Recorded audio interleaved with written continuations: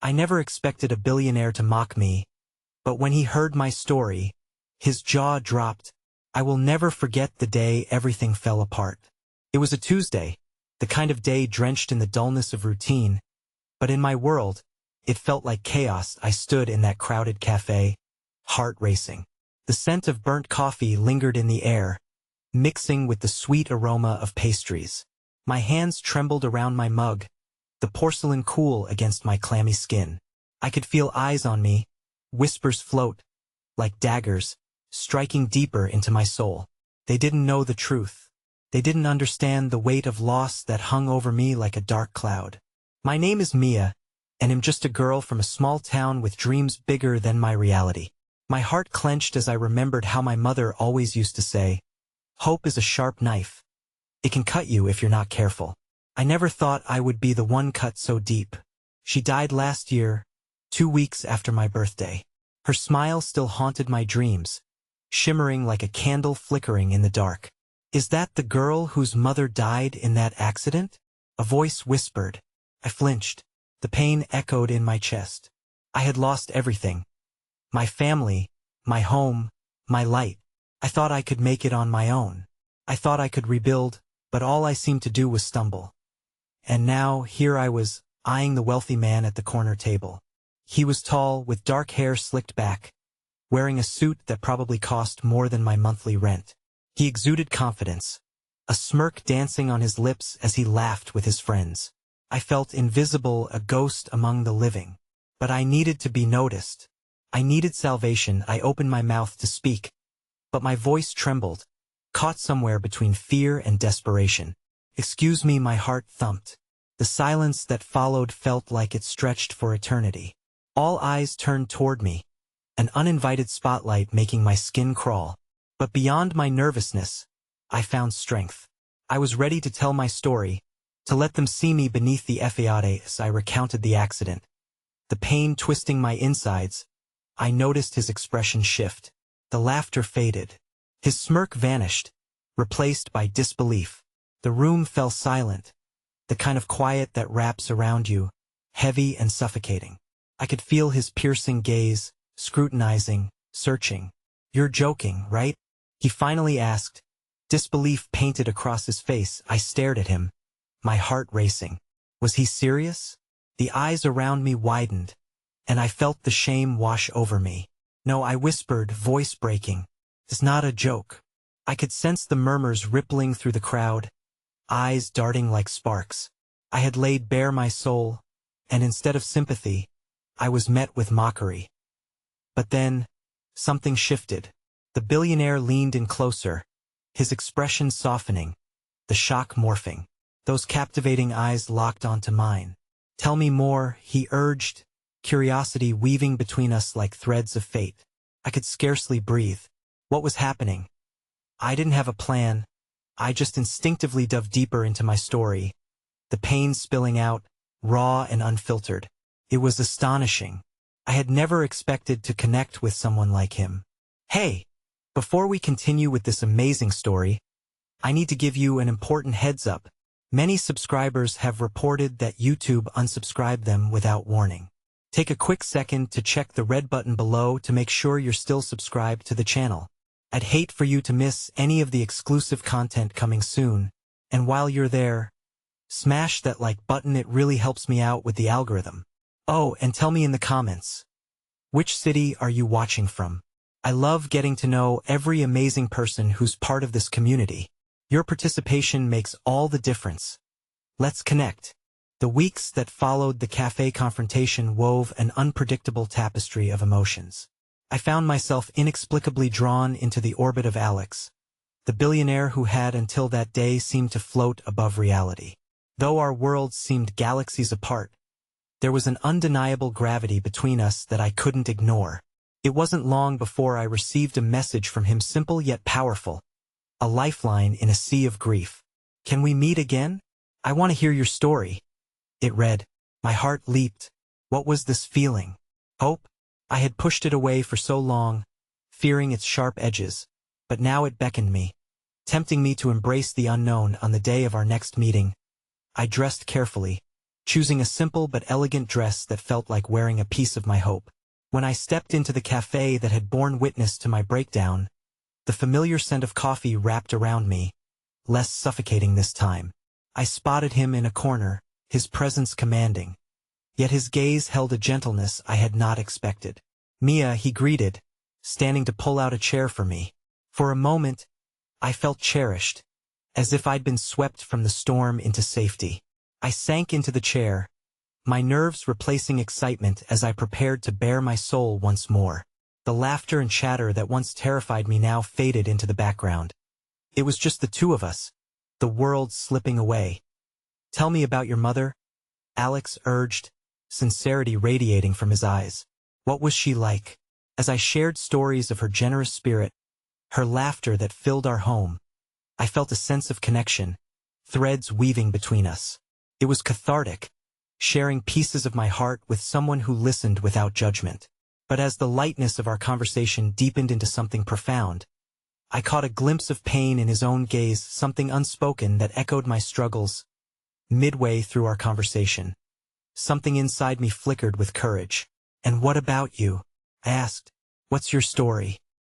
He hesitated, then leaned back in his chair, the shadow crossing his face making him suddenly distant. "It's hardly worthy." His smile faltered, memories flickering like a dying flame in his eyes. "It's just business, responsibilities, sacrifices, but I've dealt with loss too." I held my breath, the air thick with anticipation. "Loss? You?" He nodded, his expression clouding again. "My father died when I was young. I had to grow up quickly, take over the family business. You think wealth protects you, but it doesn't stop the pain. You just bury it deeper." That I reached across the table, my fingers brushing against his. "You're not alone in this." The warmth of that connection sparked a moment of clarity between us, an unspoken understanding of shared heartache. We spoke at length, and for a while, the darkness that had chased us both melted away. Just when I felt like we might tiptoe into light, a text dinged on his phone, pulling him back into that shrouded world of his. As he read, the color drained from his face. "What is it?" I whispered, the tension palpable. He cleared his throat, placing his phone down, but the tremor in his hands betrayed him. It's my business. There's a merger that's gone wrong. I need to leave. Now? Can't it wait?" I asked, panic rising like bile in my throat. "That I can't," he said, standing abruptly. I felt the warmth of our moment slip away, the distance stretching between us anew. "Alex, wait." But he was already stepping back, a man ensnared by the weight of responsibilities too great for even the strongest hearts. "I'll call you," he promised, urgency flashing in his eyes like a beacon. "I'll explain everything, I just need some time." As he vanished out the door, I was filled with a sinking dread. Had I allowed myself to hope too much? The light we'd kindled so briefly now flickered uncertainly, leaving only shadows behind. Time passed painfully slowly as I sat there, heart pounding, a cold sweat forming on the back of my neck. Where was he going? Would he really call? I looked around the cafe, the faces of strangers mere echoes of my turmoil. Was it foolish to believe in this connection? Then, just as my mind spiraled deeper into despair, my phone buzzed. A notification, a news alert, mysterious accident involving billionaire details inside. My heart raced as I clicked the link, fingers trembling. The article described a crash involving a luxury car. I gasped as a photograph of Alex's vehicle finally came into view. My breath caught in my throat, dread pooling in the pit of my stomach. What had he gotten himself into? And would he ever come back to me? The coffee around me turned cold as my world began to spin on a fragile axis. I stared at the photograph of Alex's wrecked car, the reality clawing at my chest like a trapped bird. Gritting my teeth to suppress the rising nausea, I tried to fight against the tide of thoughts flooding my mind. Was he in the car? What kind of accident had it been? Is he hurt? Dread enveloped me like a thick fog, and I felt utterly lost. I bolted from my chair, the chair scraping harshly against the wooden floor as I stumbled outside, the cool air hitting me like a slap. My heart hammered aggressively in my chest. I brushed past people who brushed past me, my grip tightening around my phone as I desperately sought clarity. I dialed his number, but it went straight to voicemail. I hung up, panic escalating. "Mia, are you all right?" A familiar voice interrupted. I turned to see Lily, my best friend, her brow furrowing with concern. She had been my anchor through every storm, and her presence was a thin slice of comfort in my chaotic world. "He was in an accident," I stammered, handing her my phone so she could see the article.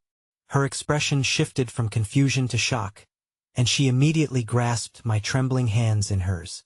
"We need to go to the hospital," she said resolutely, her voice steady as she assessed my pale face. "Well, find out what happened. We can't just wait here." I nodded, and we rushed towards her car. Every stoplight felt like an eternity, and my mind spiraled into a torrent of what-ifs. What if he was hurt? What if he was gone? I couldn't bear the thought when we reached the hospital. The sterile smell of antiseptic surrounded me like a suffocating blanket. I tried to follow Lily as she walked up to the reception desk, but my feet felt glued to the floor. The chaos of the waiting room spun around meth sound of phones ringing, people murmuring, nurses calling for patients. It was all muffled, my heart's frantic drumming drowning everything else out. "Mia!" Lily's voice broke through my haze. She beckoned me with urgency as the receptionist gave her directions. I stumbled to her side, desperation igniting my steps. "Which room?" I asked breathlessly. "Emergency room," she replied, her face a mask of determination and concern. "Hurry!" As we rushed down the corridors, I felt vulnerability coursing through me every step of the way. Would I have the strength to face whatever awaited us? We reached the emergency department, but before we could even ask about Alex, a doctor emerged, his face etched with seriousness. My heart fell into a pit as he approached us. "Are you relatives of Mr. Carter?" he asked, his tone flat but compassionate. "Yes," I gasped, desperation spilling over. "What happened?" He cleared his throat. "He's stable but has sustained serious injuries. He lost consciousness on impact, which caused some head trauma. Can I see him?" I interjected, fear rising in my throat like bile. "Please, I need to know he's okay." The doctor nodded, leading us into a small room, the kind with muted walls and the hum of machines that filled every corner with a sterile anguish. The sight of him lying there, pale and bandaged, felt like a knife twisting in my gut. I took a shaky step closer, clutching the edge of the bed as I searched for signs of him. A part of me wanted to scream, to weep for the fragility of life laid bare before me. Hope flickered weakly in the depths of my heart as I caught sight of his eyelids fluttering. I needed him to wake up, to fight against whatever darkness threatened to swallow him, as if sensing my presence. He stirred, and then those familiar, brilliant blue eyes cracked open, filled with confusion and a fierce vulnerability. "Mia?" he whispered, his voice raspy, yet laced with disbelief. "That I am here. Am right here," I choked out, tears spilling down my cheeks. Time wavered as we locked eyes, the world fading around us again. Yet, just as relief washed over me, a pang of fear buried itself deeper. How would this moment shape our already shaky bond? "I'm sorry," he murmured, anguish lacing his words. "I didn't want you to see me like this." "You're here," I said firmly, fighting against the weight of my fears. "That's all that matters. Just focus on healing." But even as I spoke, doubt clawed at me. What would happen when the money and rules began to surface again? What if he had to return to that world, the very world that had nearly cost him everything? As my heart raced and my head spun with unspoken questions, the doctor re-entered the room, her expression solemn. "We need to discuss his treatment plan. There are some complications." I felt the two worlds collide again, the warmth of his presence on one side and the starkness of frozen futures marred by uncertainty on the other. But there, in that fragile moment filled with hope and despair, the ground beneath me felt more unstable than ever. My breath hitched in my throat as the words hung in the air, my heart painfully aware of the fragile connection that had just been remade, a blend of devotion and fear. What lay ahead was both inviting and frightening, the paths diverging yet again. "Stay with me, Mia." Alex's voice tugged me back. I nodded mutely, prepared for the storm that was about to follow. Would I have the strength to weather it all? The air hung thick with tension as I gripped Alex's hand, feeling the warmth of his skin against the coldness of the sterile room. Every beeping machine felt like a countdown, a reminder of the precarious balance we were teetering on. The doctor's words from moments ago replayed in my mind like a haunting echo. Complications. I could barely breathe. The walls felt like they were closing in. Stay with me, Alex whispered again, his fingers tightening around mine. The light in his eyes flickered, vulnerable yet trying to project strength. That I promised, my voice barely above a whisper. But deep down, a whirlwind of chaos churned within me. How could I promise that when everything remained uncertain? How could I guarantee anything when the world outside threatened to unearth our past once more? The doctor's presence loomed with a chilling authority. I need to explain the seriousness of his condition. Mia, she began, her voice even but grave. Alex has sustained significant injuries that will require both physical and emotional rehabilitation. His recovery will be a long road. I fought against the swell of dread. What kind of complications? I asked, my hands trembling as they clutched Alex. She hesitated, her gaze momentarily drifting to Alex before returning to meet mine. There is a high risk of concussion-related issues that can affect memory and cognitive function. Additionally, if he doesn't follow the prescribed plan strictly, it could lead to further complications. My breath caught in my throat at her words. What if he didn't remember? What if he couldn't be the same person I fell in love with? I knew how fragile our relationship had become, built on trust and intimacy but now electric with fear of losing it all. Can you give us some time? I asked, my voice wavering as the weight of the reality bore down on me. I need to talk to him. The doctor nodded but didn't leave immediately. Discuss his options, but he'll be back shortly. Make sure to encourage him to follow through with his treatment. It's essential. The door clicked shut behind her, leaving a suffocating silence in its place. I turned my attention back to Alex, whose heavy gaze felt like an ocean of turmoil marred with uncertainty. Hey you, I said, forcing a smile that felt more like a mask. Just think of this as a really extended break from work. You get to rest and recover. A humorless chuckle escaped him, mingled with a painful wince. Right, because my life is so glamorous right now.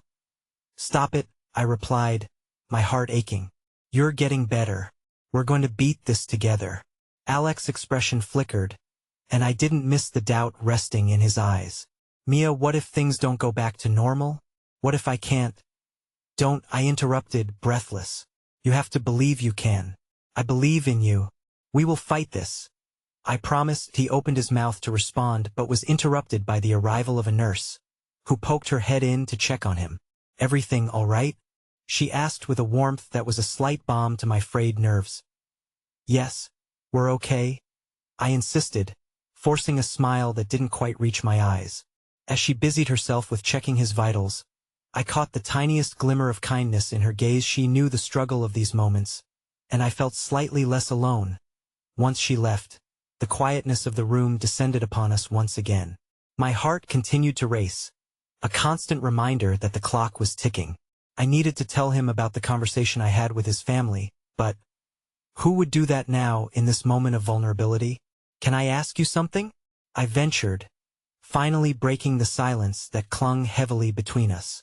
Sure, he replied, the flicker of curiosity sparking faint hope within me. Have you thought about what happens when you leave here? I swallowed hard. What do you want to do? The faint haze of fear in his eyes deepened. I haven't. They'll probably push me back into that world, the one that got me here. A shiver coursed down my spine at his words. I had known this was coming, the lurking specter of a lifestyle that consumed everyone who crossed its path. You don't have to go back, Alex, I whispered, desperation dripping from my voice. But what if that's all I have left? He replied, his voice dropping to a whisper. They won't just let me walk away. The thought twisted my stomach into knots. I wanted to scream, to throw counterarguments and assert that we could carve a different path together. You can always choose differently. We just need to figure it out together. He turned away, looking out of the window beyond the shadows of trees that swayed outside. Everything has a price, Mia. You know that better than anyone. Tears pricked at the corners of my eyes as I realized this wouldn't be an easy battle, not just against his injuries but the unrelenting grip of the life he had been wrapped in. Love was strong, but how strong was it against the weight of his obligations? I wanted to bridge the distance, to reassure him and promise the impossible. And then it hit me, the very thought that I had been trying to avoid. What if we reach out to Peter? He shifted at the mention of his father's name, the flinching urgency in his muscles cutting deep. No, don't, Mia. Hell only complicate things. But he's your family. We need all the help we can get, I argued, feeling the pressure mount. His world would feast on his vulnerability, consuming what little light remained. Like you said, everything has a price, he shot back. And I don't want to live with the burdens they'll throw back at me. The weight of his words crushed down on me like a tidal wave, leaving me gasping. What if reaching out only binds Alex to another unseen chain? I stole a glance at him, my heart aching to soothe the conflict raging inside him. My next words formed but tumbled out before I could stop myself. What if I told you that there is someone who's willing to help you, without expecting anything in return? His brow furrowed, confusion evident on his features. Who? I can't say right now, I said, choking back the fear of revealing everything. But you'd be surprised what kindness can do. We just have to fight for it. That a shadow crossed his face. Something deeper than fear, something like dread. And it was then that the door swung open again, revealing a figure that sent a chill racing down my spine. There stood Peter in a tailored suit, his presence radiating authority, revealing a world I thought was locked away. Mia, he said smoothly, a glimmer of surprise flickering in his eyes. I believe we have some unfinished business to discuss. All the hope that had sparked between Alex and me ghosted away, replaced by the oppressive darkness that loomed ever closer. My heart sank, a sense of betrayal washing over me as I realized that this was only the beginning of the storm we would have to weather. The moment Peter stepped into the room, time stood still. The air thickened with unspoken tension, and I could feel Alex tense beside me, his fingers instinctively tightening around mine. The imposing figure of his father, cloaked in an air of authority and control, forced my mind into a whirlwind of dread. This was the last person Alex needed to see right now, and yet here he was, interrupting the fragile sense of hope I had tried to cultivate. Dad, Alex managed, his voice strained. I could see the shift in his demeanor, a mixture of defiance and trepidation battling behind those deep-set eyes. Mia, Peter said, barely acknowledging his son's presence as he focused his gaze directly at me. It's been a while. I didn't expect to find you here. His tone held an unsettling mix of disdain and curiosity, as if he enjoyed the chaos unraveling within these hospital walls. The mention of my name dripped with condescension, erasing the small morsels of strength I had been trying to piece together with Alex. What are you doing here? I croaked out, the question pushing past my resolve. Simple, he replied, his voice smooth and calculated. I'm here for my son. Not that he's ever really needed me, but you know how these situations can be media attention. He glanced over at Alex, a smirk flickering across his lips before vanishing as quickly as it appeared. Well, this should be fun to deal with. Fun? I echoed, disbelief swirling within me. How could he be so detached? Your son is in pain. Peter.is he? He doesn't look like it to me. Peter shrugged, his facade of indifference a heavy blanket smothering my heart. You see, Mia, drama has a way of unearthing the truth. And from what I've gathered, Alex has always been better suited to handle himself alone. Don't talk about him like that, I hissed, frustration turning my voice sharp. He needs someone who cares, not someone who only sees his life as an inconvenience. His eyes flickered momentarily, something cold brewing behind them. Caring is subjective, don't you think? Let's not pretend you know what he's truly capable of. Alex's grip faltered against mine, and I felt the weight of surrender creeping in as he began to retreat into himself. You don't know what you're talking about, he finally spoke, voice low but laced with conviction. You weren't there for me when it mattered. Peter turned his attention to his son, an imperceptible change in his stance. You don't know the sacrifices I've made for you, Alex. You can't just throw it all away. You're still my son, and you will act like it. The word sacrifice echoed in my mind. It was a concept that often served to mask manipulation. I could see it there, in Alex's eyes, the flicker of despair and the face of a son striving to be more than the shadow of his father. Stop it, I urged, my tone brimming with anger and fear. He's more than just your business transaction. He's a person. Peter's gaze locked onto mine, sharp and calculating. Let's be clear, Mia. I'm not here to negotiate your little fantasy. This is about Alex, and if he needs to return to the world that shaped him, then it's not up to you to decide otherwise. I could see the tension mount between father and son. This was only a taste of the push and pull that would shape Alex's recovery-in incessant battle against the chains of expectation and obligation. Please don't do this, Alex murmured, but it was almost a whisper lost in the storm. I don't want to go back. Going back is exact what you need, Peter countered smoothly, his calm demeanor unsettling as a storm brews just beneath an otherwise placid sky. Rehabilitation isn't about comfort, it's about re-entering your position. For a moment, everything seemed frozen. My heart pounded, Alex's breaths deepened, and the machines still echoed in their relentless beeps. My voice broke free from the paralysis that held it captive. Alex deserves to choose his future, not live in the shadow of what you dictate for him. He's not just a pawn on your chessboard. Peter rolled his eyes. Sentimentality won't save him. But it wasn't just sentimentality. As I looked at Alex, my heart ached. For the person I knew, he was beneath the layers of pain and expectation. Dad, Alex interjected, his voice gaining strength, I need time. I need to figure this out for myself. Not for you. The change was palpable, a spark igniting, yet burdened by the weight of uncertainty. In that moment, I saw the clash of resolve and frustration play across Peter's face as he navigated the shift in power. It's your life, Peter finally declared with a dismissive wave, but his eyes told a different story. He was losing control and he hated it. But remember, there are consequences to your choices. I will hold you accountable. He turned to leave, a final shadow passing through the room, leaving behind an air of discomfort. The door closed softly behind him, and I felt the silence stretch like a taut string, vibrating with the aftermath of his presence. Between us, the air was charged, a quiet determination suffusing the space.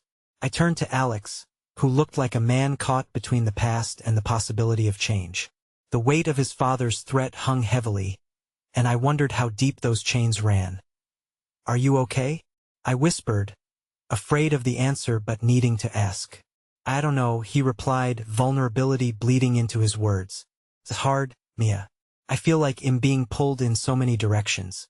I reached for him, my heart swelling with the urge to protect and console. We're going to figure this out, I assured him, the promise overpowering the fear sparking within. You're not alone in this. I won't let him dictate what's next for us.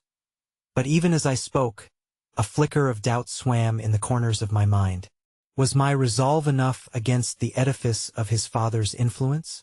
The room felt stifling, and the ticking of the clock seemed to echo a relentless reminder that time was not a luxury we had in our favor. Suddenly, the door swung open once more, and I braced myself for another unwelcome intrusion. Instead, it was a new nurse, a face I hadn't seen before, a radiant smile breaking the tension as she entered, bringing a warmth that shifted the ambience. Hey there! How's my favorite patient doing? She chirped, approaching Alex with an energetic bounce. We both exchanged surprised glances, the surprise lifting just enough of the weight clouding the atmosphere. The unexpected kindness felt refreshing, as though a small ray of hope had seeped into the sterile room. I am hanging in there, he replied, a timid smile curling at the edges of his mouth. Good. The more you smile, the faster you'll recover. And I have some great news, she continued, her enthusiasm infectious. There'll be therapy dogs visiting later today. They're great for lifting spirits. A small laugh escaped Alex, honest and unguarded. And in that moment, I clung to it like a lifeline. Dogs? Huh? He queried, the faint outline of a grin gracing his features. Yes, and they love attention. So get ready for some cuddles, she responded, sparkling joy enveloping us momentarily. Cutting through the shadows that lingered as she walked away, I felt the tiniest glimmer of hope unfurling within me.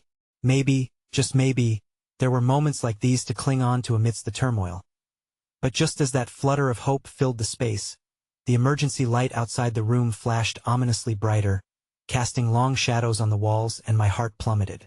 The clang of the intercom broke through, announcing an impending storm of commotion as medical staff quickly gathered in the hallway.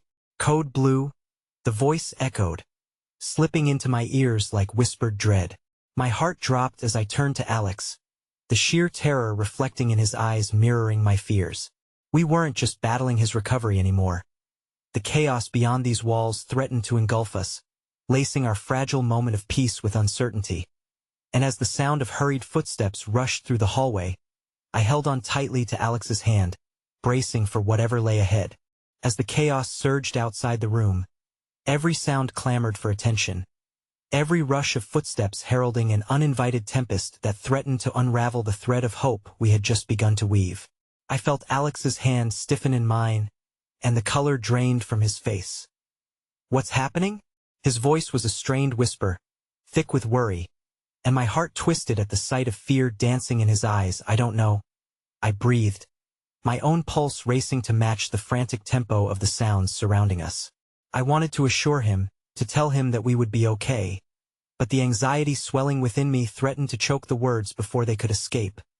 The nurse returned, her cheerfulness now replaced with urgency. "You both need to remain calm. There's a situation, but we're handling it," she said, her tone a careful balance of reassurance and professionalism. "A Code Blue, could it be happening to someone close?"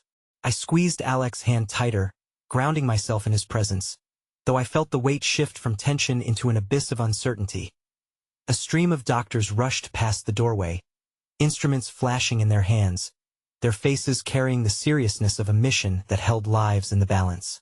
"We're going to take care of this," the nurse reiterated, her voice shaking slightly before she dashed after them. I forced my eyes to Alex, searching his gaze for strength, for that spark of resilience that was usually so unwavering. "We need to stay focused," I reminded him. "Whatever's happening out there, it won't take you away from this moment. Remember the therapy dogs?" His mouth corked up again despite the anxiety clawing at him. "Yeah, dogs." The corner of his lips trembled, a fragile connection to the lighter moments earlier. But the worry shadowing his brow betrayed him. Before I could muster a reply, the door swung open once more. But this time it was not just the flurry of medical professionals. It was his father. Peter stood in the doorway, an unsettling calmness radiating from him that clashed with the chaos behind him. I felt the heat of anger rising within me, a protective instinct flaring as I regarded the man who never failed to instigate turmoil in Alex's life. But just as quickly, I realized that perhaps this moment was not about us versus him. It was about survival. "Why are you here?" Alex said, his voice a quiet storm, pulling strength from the turmoil surrounding us as he faced the man who had cast shadows over his world. Peter glanced at his son, his expression inscrutable before he turned, gesturing toward the chaos in the hallway. "A patient has gone into arrest," he stated, the words devoid of sentiment yet heavy with consequence. "They're not making it easy for us." I could sense Alex tensing further. "And? What do you want from me? You need to be strong. This is not the time for weakness," Peter said, a stony resolve in his voice. "When it comes to survival, you can't afford to be so vulnerable. You know your place." I met Alex's gaze and noted how suddenly the walls seemed to close in, the pressure building not just from Peter's words, but from the looming uncertainty of what was unfolding outside. I fought to push back against the encroaching dread, willing my voice to remain steady. "You can respond to this how you choose, Alex. This doesn't define your worth or your journey." Peter opened his mouth, ready to retort, but before any words could escape, the hospital intercom erupted again, overriding our strained conversation. "All available staff to the ER. Emergency protocols activated. Code Blue status." The tension in the air thickened, wrapping around us like a vice. I saw Alex melt into a whirlwind of contemplation as if the weight of the world had poured over him, nearly suffocating in the expectancy of what might come next. "Let me help," I urged, pulling his attention back to me. I leaned closer, lowering my voice despite the surrounding chaos, wanting him to feel my unwavering belief in him. "You're not defined by what he says, but by how you choose to rise from this chaos. Focus on what you need, not what he expects." Those words hung suspended in the air, the moment stretching infinitely. Another ripple of commotion echoed through the door as the rush of doctors intensified, their urgency clashing against the stillness that had fallen over our small circle. "Don't listen to her," Peter snapped, suddenly breaking free from my attempt to reach Alex. "You need to prepare to reclaim your life, not wallow in illusions." I felt the sudden swell of outrage surge within me at his words, but Alex didn't react. Instead, he seemed transfixed, staring into the tumult outside as if the world was unraveling, and he was left trying to grasp at the threads of its integrity. Suddenly, the door burst open again, and a frantic nurse stumbled inside, her pale complexion stark against the sterile white walls. "We need more hands," she exclaimed, her breath coming in frantic gasps. "If anyone has medical training or knowledge of surgical procedures, we need you now. Quick!" Without thinking, I held Alex's gaze, seeing a flicker of determination reignite in him. "Go," I urged, not caring for the fury burning in Peter's narrowed eyes. "This is your chance to step up. What do you want to do?" For a moment, he hesitated, the weight of his choices, of burdens that Peter had thrust upon him, blurring the clarity of his desires. Shadows of doubt flitted across his face, but then, almost imperceptibly, his posture straightened. "I can help," he breathed, and it felt like an eruption of hope lighting the room. "Just don't let him sway your resolve," I cried, my voice straining against the urgency as I gestured toward Peter, who remained rigid at the doorway, his expression formed of disbelief mingled with anger. Alex turned to him for the briefest second, the briefest flicker of defiance sparking in his eyes. "You can't take this choice away from me, Dad." "Not anymore." Without another word, he stepped forward and melted into the fluid rush of the medical staff racing down the hall, the chaos swallowing his figure while a renewed sense of purpose flared behind him. I stood there, my heart racing alongside the thunderous rhythm of hope, yet uncertainty gnawed at me. Peter remained rooted to the spot, his gaze locked on the chaos that had momentarily pulled Alex away from him.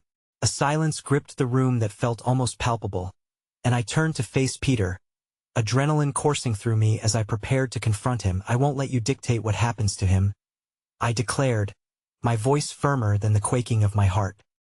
"He is a person, and he has every right to his path." Peter's eyes narrowed dangerously, and just when I thought I had drawn a line in the sand, the emergency sirens cut through the air again, fueling an undercurrent of dread. "You think this is about you, Mia?" he retorted, anger hanging thick in his tone. "Everything you are doing is a mistake. You have no idea of the consequences." The air around us crackled with electricity as my heart pounded, each word lacing the silence with weighty implications of choices yet to be made. But before I could challenge his forthcoming threat, the nurse returned, breathless and panicked. "Everything is escalating. We need every available person in the ER now," she called out again, her urgency slicing through the tension. And in that moment, I felt a dawning realization. With all that hung in the balance, my fight for Alex was only just beginning. The future loomed uncertain, encased by shadows of fear and hope intertwined. "Alex," I shouted, my voice echoing against the walls, hoping he would hear me. "Remember, you can define your path." But as the sirens blared and chaos engulfed the world outside, I turned back to face Peter, steeling my resolve against the darkness that threatened to overtake us. I held my breath, not just for Alex's choice but for the impending storm that would forever change the course of our lives. And with that, the door swung wide, revealing a tumult that surged like a wave, and I couldn't shake the nagging fear that, in the heart of the storm, we might just lose everything. The silence in the room felt all-consuming, as if the air itself had solidified around Peter and me. My heart raced, pounding against my ribcage, drowning out the noise of the chaos just beyond the doorway. I fought to steady my breathing, matching its rhythm to my thoughts, desperate to keep my mind anchored in the moment. Peter's face twisted in irritation, and he stepped closer. "You think your words matter, Mia? You think you've changed anything?" His sneer was sharp, laden with contempt, the fury of a father threatened by a daughter-in-law who dared to challenge his authority. But emboldened by my love for Alex, those words stung less than they used to. "I'm not here to change you, Peter," I replied, my voice firm despite his presence. "I'm here to support Alex. If you truly care about him, you would recognize he deserves a chance to be his own person." His laughter was bitter. "You don't know him like I do.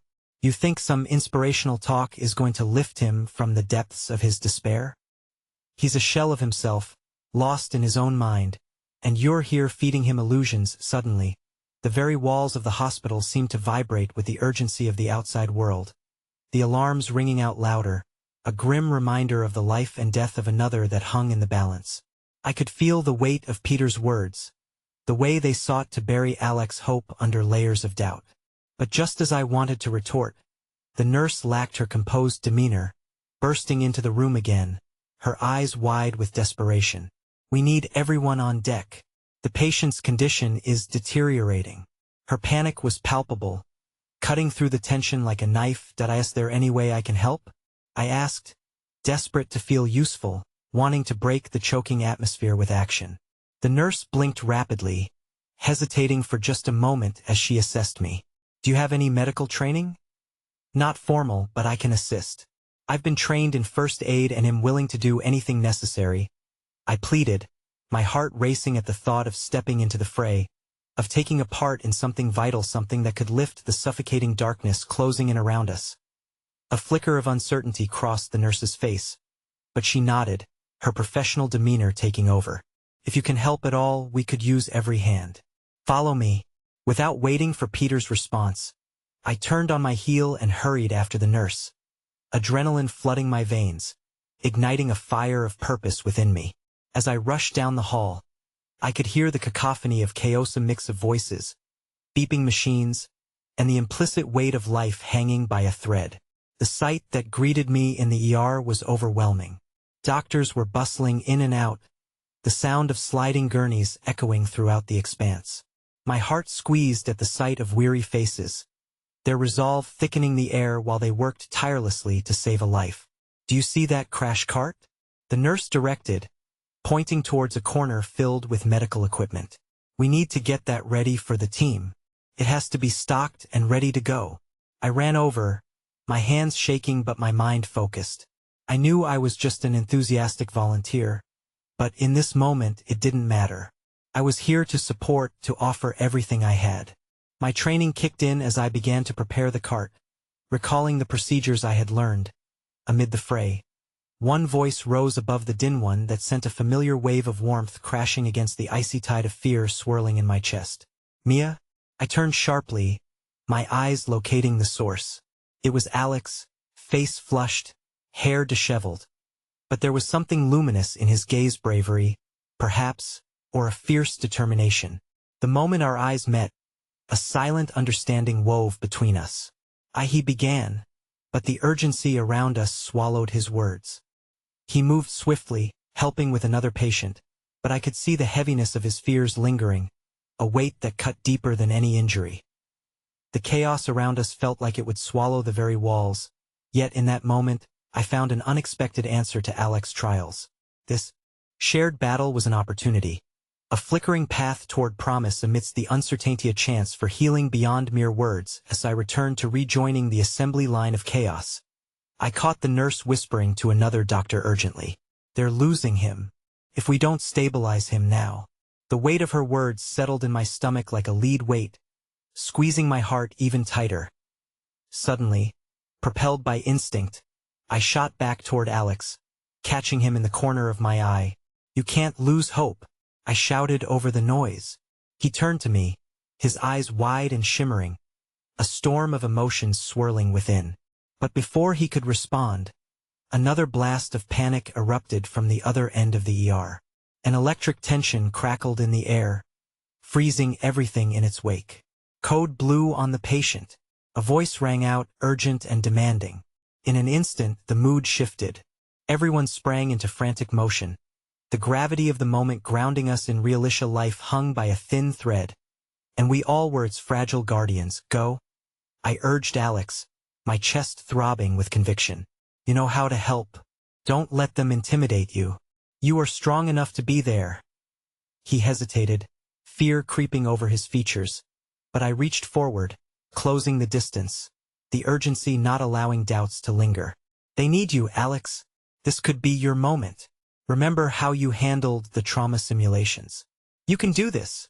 As I felt his hesitance falter, the door flew open, and another patient was rushed in. Young, barely breathing, eyes rolling back as medical teams scrambled to stabilize them.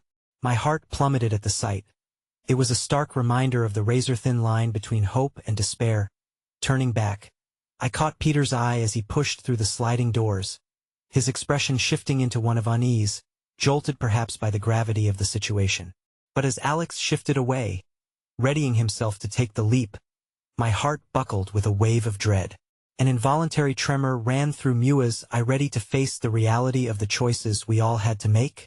Before I could continue my internal turmoil, the nurse returned to my side, her voice rising above the noise.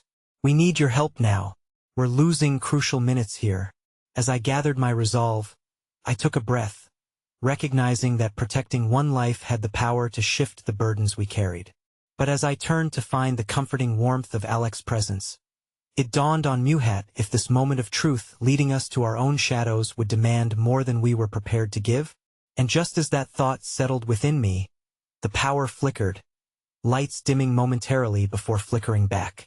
A chilling sense of foreboding swept through the room, as though the universe itself held its breath in anticipation of calamity yet to strike. My entire being resonated with the fear that the storm was not over. Something lingered in the air like a warning siren, breathing life into my unease, as I managed to call Alex's name through the discord of chaos, unaware that everything we were striving for could change in a single breath. The moments felt like hours as chaos spiraled around me.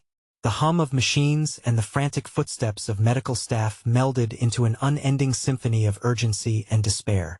I stood, trying to center myself, aware that every passing second weighed heavier than the last, yet my brain fought through the noise to find clarity. Over here, a voice erupted beside me, yanking my attention. I looked over to see a doctor waving frantically, gesturing for additional help. My training surged back, thoughts slicing through my fear like shards of light. I ran toward her, ready to assist in any way that would support the delicate dance of life and death unfolding in front of me. Mia, can you hold this line? She asked, her hands moving so quickly it was like they had melded with the machines. I took the line, gripping it tightly, aware that this small role was imperative in the colossal act of saving someone's life. A moment of hope flickered, reminding me that even the simplest actions mattered. Behind me, I could feel the invasive weight of Peter's judgmental glare heavy on my back. I dared not look at him but could sense the disapproval radiating from him, a dark cloud that threatened to suffocate the small embers of courage budding within me. For Alex's sake, I pushed aside the noise, grounding myself in my purpose. Clear, a voice boomed, returning my attention to the chaos. I turned just in time to see doctors stepping back from a patient, someone I had not noticed until then. They were calling it a code blue, and my heart sank. The breath in my lungs stalled as the rhythm of the moment slowed. The lifeless form on the gurney was overwhelmed with medical professionals trying desperately to restore life that I clenched the line, feeling a shudder work through my body. I was so close to Alex. I could feel his presence through the tremors in the air. The deeper realization of the uncertainty we faced crashed against me like a tidal wave, and in that moment, silence fell around me even as chaos reigned. I can't lose him, I whispered, though whether it was Alex or the stranger on the gurney, I couldn't tell. My thoughts tangled as if they were intertwined in a web. The nurse beside me didn't hear. She was occupied with the doctors giving rapid commands I knew I should understand but couldn't grasp. My heart fell into a pit of dread when I thought about the conversation with Peter. his jaded skepticism suffocating my spirit. He was a man who stifled hope with every contemptuous word, and I saw too well how darkness could seep into someone from the inside out. Maybe this is what Alex needs to see, I whispered to myself, but the thought was hollow, rattling in the caverns of my heart. Could courage arise from nothing if we tried to build it against the weight of others' fears? Mia. A hand gripped my shoulder, wrenching me from my spiraling thoughts. It was Alex. I turned to him, taking a sharp breath. He looked worn but bright, fire dancing behind his eyes even in the midst of turmoil. Please, you have to let me help, he urged, but his voice barely reached me above the pressure pounding in my ears. Alex, this isn't, I began, but was cut short by another cry for help from the team. Mia, I'm serious. He lunged toward an opening where doctors struggled with the equipment. There's no time. I can't just stand here. I felt my heart twist painfully in my ribcage, torn between trying to protect him and needing to let him rise to the occasion. But in that moment, beneath the dancer of chaos, there was something bright in his voice that pulled at me. It was defiance, a refusal to cower in the face of despair. Then go, I shouted back, urgency laced in my voice. Do what you need to do. Be the person I know you can be. He nodded, determination flickering in his gaze. Yet just as his back turned toward me, Peter's figure loomed larger beside us. You can't be serious, he said in a low growl that rumbled through the air. You're allowing him to walk to his demise. Stop, I snapped, cutting through his negativity like a blade. Alex has to find his way. You can't hold him in this. Shadow Peter. He deserves a chance. A pause hung heavy in the air, a moment suspended in time where hope and despair faced off. But before Peter could retort, a scream echoed through the ear, loud, raw, and steeped in anguish. The sound filled every crevice, wrapping around us as doubt clawed its way into my heart. Mia, Alex began, but the nurse's voice cut across again, reeling us back. Get that defibrillator. Now. And suddenly everything changed when I remembered that in my own efforts to give my heart courage, I still hadn't spared a thought for myself. My own shadow loomed heavy, intertwining with Alex's and Peter's. Could I fight my own insecurities while urging him to battle against the tide? Please, my voice echoed in the fluorescent lights, a cry against the oppressive tide. Don't let fear hold you back.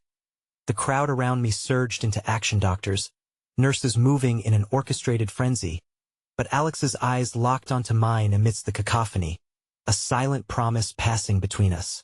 I saw in that moment that I was not merely a voice on the sidelines but a claw reaching for the heart of battling despair in our own right. But before the moment could fully expand and breathe life into our shared battle, a second wave of panic swept through the room. One of the team members shouted, the gravity of his words drenching us like a chill. We have another emergency. We can't handle both. I felt my stomach plummet, dread tightening its grip around my heart. This was the precipice of our choice: to fight back against their limitations or get swept into the tide of their fear and be lost. And unsaid, lurking just beneath the surface, a realization began to form. If we weren't careful, gears were shifting, and the choices before us might lead to an unexpected and painful descent. As I turned my head, searching for Alex, my heart twisted sharply. Peter's gaze was trained on my face, a sly smirk beginning to morph on his lips. Just wait until you see what happens next, he said quietly, and a chill ran down my spine. In that moment, my heart thundered as dread seeped into the edges of hope. The unraveling threads of our journey twisted tightly around me. Where we each chose to stand could alter everything, I realized, as the weight of his words agitated the very air between us. Could we weather this storm, or would we stand impotently watching the waves crash over us? In that charged moment, everything felt like it lay suspended in the balance, and somewhere out there, I could sense the threads loosening, each second gravely counting down to a truth we weren't prepared to face. The darkness that loomed over the emergency room felt tangible, as if it had coalesced into a palpable weight pressing on my chest. The chaotic energy around me swirled into a void, drawing me into the vortex of anxiety where I barely managed to hold onto my sanity. I could feel the shadows from earlier creeping back, Those doubts that had almost taken root during my confrontation with Peter a moment ago. With the urgent cries from behind me still echoing, I shifted my focus back to Alex. The determination etched on his face seemed to pierce through the veil of despair that had seeped into my thoughts. But then came a jarring turn. His gaze flickered not to the chaos but to the dimmed corner of the waiting area, where the outline of a figure stood. My heart sank as I recognized the chill creeping up my spine was not solely from fear. It was born from unrecognizable dread. "Mom!" Alex's voice broke through the buzzing noise of the emergency room. Against my better judgment, my gaze followed his. The woman stepping toward us was as disheveled as the surrounding turmoil, but her eyes held a flame of anguish that snuffed out everything else. The thin thread of hope I clung to rapidly unraveled as I sensed the frailness of her spirit. What was she doing here? Alex's mom had once been a steadfast presence, until a series of tragic events robbed her of vitality. Now, the flickering worry behind her eyes mirrored my own reflection of fear, shaped by the uncertainty of her son's fate. She closed the distance between them, but she was as much a part of the fabric of this storm as Alex was. I felt a pang in my chest, questioning if I could face her when I had no resolution to offer. "Alex, you shouldn't be here," she sputtered, her voice thick with emotion. "You should be taking care of yourself, not running back into the fire. You know you can't risk it. It's my choice." "Mom," he countered, but the words hung between them, strained and fragile. Their exchange cut deeply, and for a moment, I felt like an intruder in their fragile sphere. Desperate to shield Alex from the complications of their relationship, I stepped forward. "Alex, you've got to trust your instincts. There's so much more strength in you than." But before I could finish, the room erupted once more. A ramble of footsteps and the urgent clamor of machinery revived our focus. The room felt like it was swaying beneath the weight of conflicting emotions, and I could see shadows dancing behind the walls. Uncertainty, fear, hope, and sadness all entwined. "Clear!" shouted one of the doctors, and suddenly I was thrust again into the urgency of the moment. Alex looked torn, swirling between his mom's frailty and the need to chase after the relentless call of duty. "Please don't do this, Alex," his mom pleaded, her voice cracking with the weight of desperation and love. "You don't have to carry this burden." Yet in those exchanging words, I saw its struggle between wanting to protect and wanting to be free. It mirrored my internal battle of how to liberate myself from the fear that shackled my own heart. Just then, the air thickened with unresolved tension, and the horrifying call of code blue rang out again from another corner of the emergency room. More lights flashed, and colors blurred around me. I had to swallow my own longing for something familiar: closure, acceptance, resolution as I bore witness to this whirlwind of humanity. "Mia, please," Alex whispered, casting lingering glances between his mother and me, a question hanging silently in the air. Was I a part of this journey, or would I falter beneath the tides like so many had before? Another voice broke through, and a voice I'd never expected to hear in this tempest rose above all. "Peter," standing tall, eyes narrowed. "You're too emotionally unstable to be here, Mia. Get out while you can. You're only in the way." Those words landed like a blow to my gut, anger curling foully in my stomach, but they triggered something in me. I stepped forward instead, my vision blurred by a mix of fury and despair. The weight of the world simmering at the surface. Of my being ignited a fire within me. "I am not going anywhere," I said fiercely, my voice louder than I had anticipated. It wasn't just about Alex. It was about my own courage to confront the fears that had seeped into every facet of my life. The only way forward is to trust each other. We can't lose our fight to fear. The room stilled for a split second, where even the machines quieted in awe of my declaration, a gasp through fractured breaths. But then, chaos erupted anew as alarms blared again, as if in direct response to my fervent words. Staff rushed around us, whispers of impending crises weaving thrice through every corner of the room. Alex's eyes were on me, uncertainty sheltered in them, yet a flicker of realization radiated in that brief moment. My voice had cut through the noise, had sparked something alive within him, just as my own heart trembled. But in an instant that flicker fell, replaced by a heavy shadow as Peter reached out, grasping my arm. "What are you doing?" he hissed, the anger pooling in the corners of his tone. "Let go of her," Alex shouted, stepping forward protectively. But the moment came crashing down as the summons shifted. "We need help," the frenetic voice of another nurse rang out. "An emergency room needs to be cleared." That's when a gesture of kindness emerged unexpectedly. Another nurse, weary but resolute, approached us with an air of gentle authority. "Peter, let her be. Everyone here is fighting for a reason. We all have our scars, and it's our vulnerability that makes us stronger." The quiet words flooded the space like balm, and for the first time, I felt a warmth break within me, a shift just at the edge of belief. But as the tide threatened to pull us under yet again, Peter's grip tightened, and something sharp flickered in his gaze.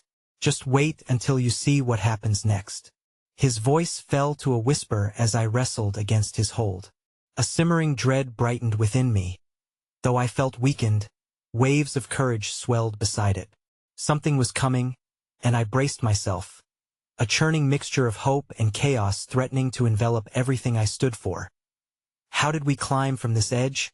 The horizon lay shimmering before me, but the storm was far from over. Clutching Alex's hand in the midst of tumult, I felt power surge through us. Whoever would embrace that strength, whatever darkness whispered to drown us, would be met with the essence of defiance. In that heart-stopping moment, I realized our journey was only just beginning, and I had to unravel the truth that hovered just out of reach, waiting to ignite or devour us whole.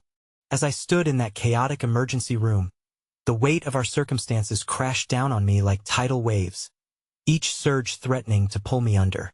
The beeping machines, the frantic calls for help, and the palpable fear in the air melded into a cacophony that played against the fragile hopes I clung to.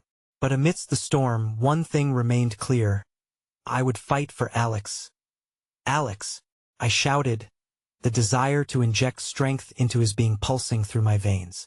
He was facing his mother, the two of them caught in an emotional crossfire that left them both vulnerable. "Don't let the past define you. You have the power to choose." His mother flinched at my words, and I felt an unbearable tension knit itself between us like a fragile thread. "You're right," she said, her voice shaking. "But Alex, you're not ready for this. You need to take care of yourself." "She's right about one thing," Peter interjected, ire dripping from every word. "You need to control your emotions, to fight for what matters. But it's not in a way that goes against your family." "Peter, stop." I shot back, the tension coiling tighter. "You don't control him. Let Alex decide what matters to him." Alex turned to me, confusion and gratitude swimming in his eyes. But even as I spoke, the reality of our situation became crystal clear. The frantic calls for medical assistance resonated through the air. "Code Blue," echoed once more, an impervious weight shrouding our desperate hopes beneath its tragic inference. The kick of fear in my stomach spread through my core. 2 lives hung in the balance, and time crawled while chaos reigned as if summoned by my unspoken fears. Another wave of medical staff rushed into the room, their faces a melange of determination and trepidation. They worked as one serious, competent, utterly focused, as if every beat of their hearts synchronized with the rhythm of a moment filled not just with despair but the unyielding drive to heal. "Get that trauma bay ready," a doctor shouted, their urgency reigniting the flicker of resolve within me. I took a shaky breath, reassured that behind all the chaos, something beautiful was unfolding. The resilience of the human spirit shone through. "Whatever you decide, I'm here for you, Alex," I said, trying to push out my fears. "You have to remember that you're not alone in this." The warmth of his fingers wrapped around mine, grounding me in that storm. "I want to be strong," he said, the fierce determination behind the words igniting a fire within us both, yet edged with stark uncertainty. "But looking at her, knowing she's here fighting, it's hard."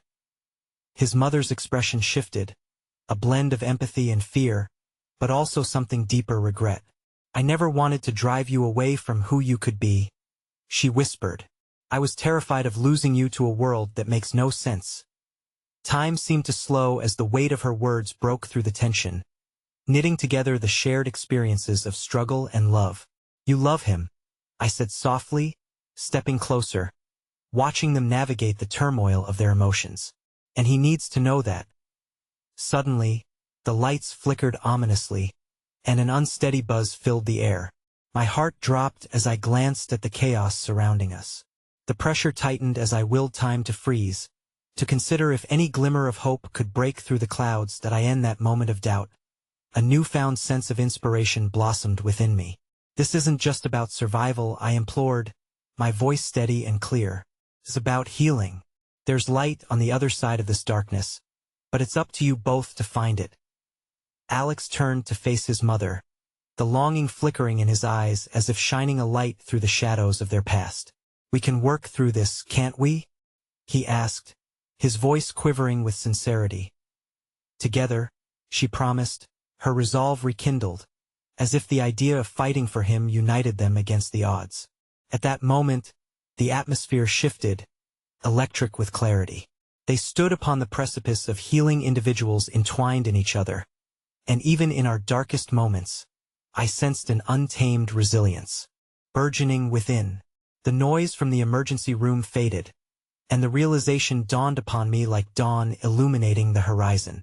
It's not just about the choices we make. It's about what we choose to fight for. Love, hope, it's all here. Clear.